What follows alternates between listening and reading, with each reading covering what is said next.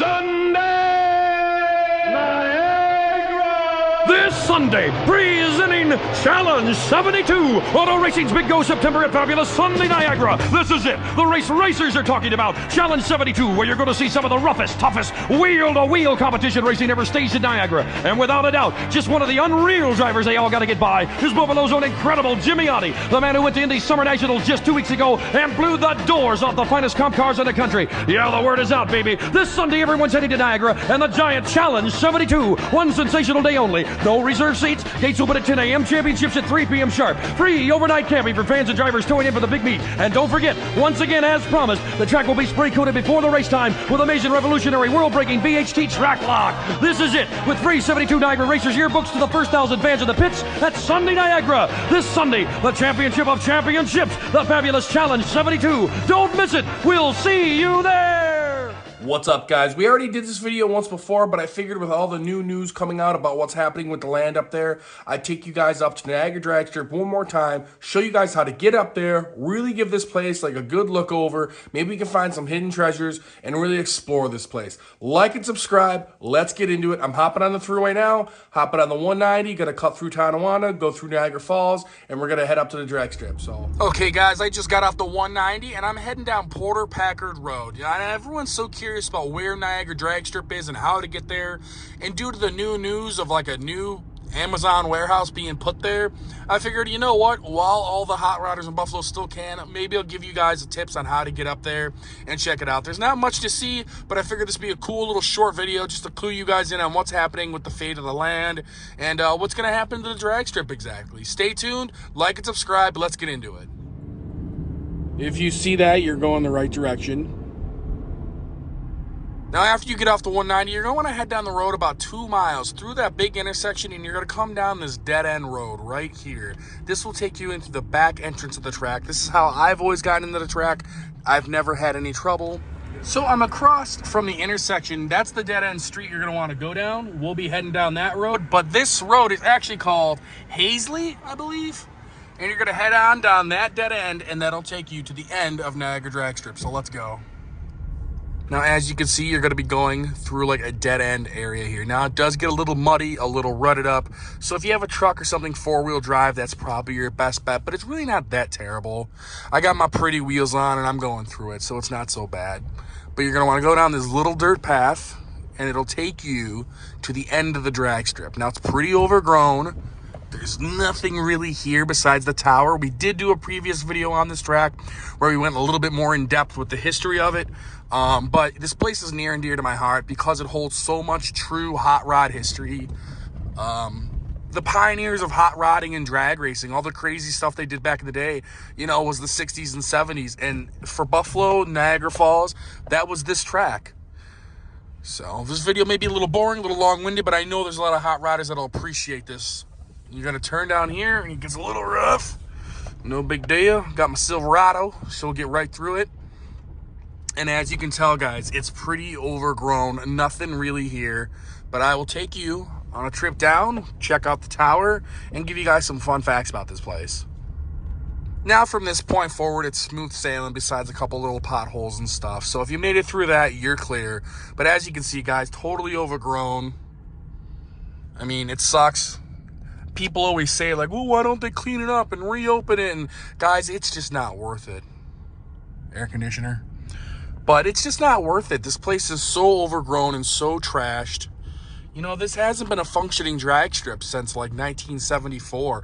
And I've always heard stories of guys street racing and coming back here and having fun all the way up until like the mid-90s. And then the Air Force Base next door really started to crack down. And I have been visited before by them boys. Usually they're pretty cool. They come out, tell you, hey, you got to go. But now it really opens up pretty wide. And you can kind of see, yeah, this used to be a drag strip.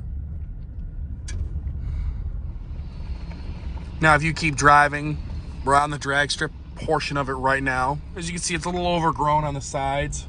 But yeah, this was a quarter-mile drag strip. Also was a runway. This place was huge back in the day. All this grass right here, there was probably about 20 feet of grass before the grandstands on the other side of all that grass. The tower used to be on this side way back in the beginning of the track opening in the 60s. Oof. And then they moved it over here. And the top of the tower has been long gone, but the base of it is still there and you can still see it, which is pretty cool. The only remnants of the old drag strip. And as you can see, we're right next to the Air Force Base over there.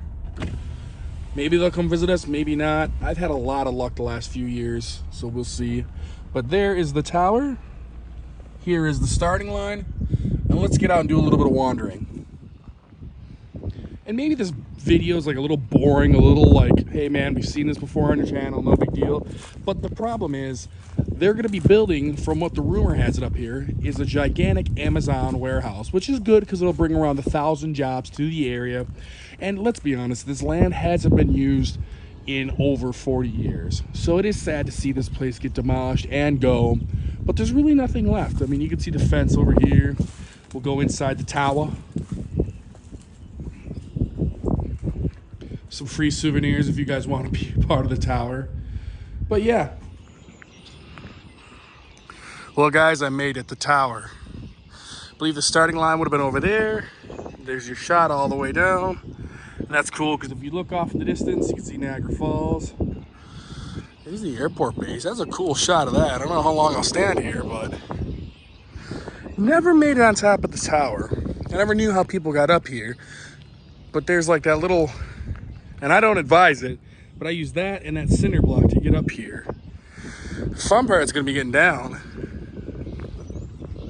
But this is the view from the tower side. Like I said, over here is the return road. Behind that is the grandstands. Now, from what I've been told, there's remnants of the concession stands, like bathrooms and other stuff over there. So I'm gonna go wandering through them woods, see what we can find. Come back through here. Just all broken down nothingness. I mean, a lot of hot rodders are sad in the area, and I totally don't blame them. Like, I get it. But, I mean, what do you expect? It was going to happen eventually. Come back through here. More cinder blocks. Hopefully these don't got prickers on them. I think they're good. No prickers. And this would have been like the return road behind the tower.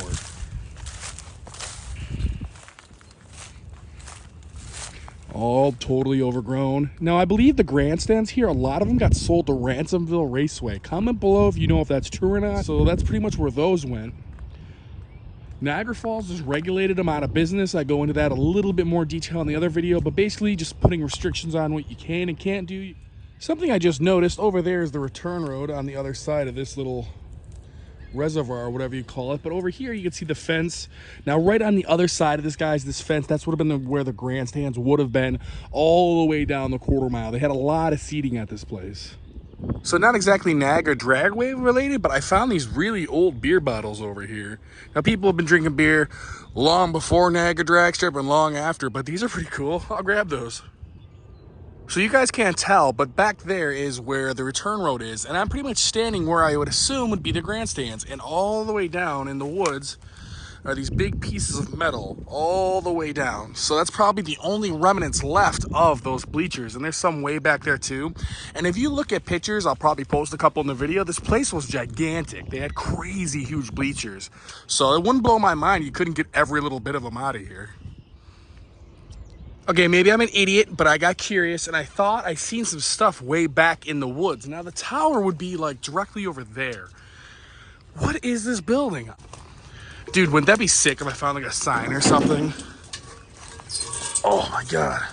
I am too chunky to be crawling through the woods at 31. But what is this back here? I never knew.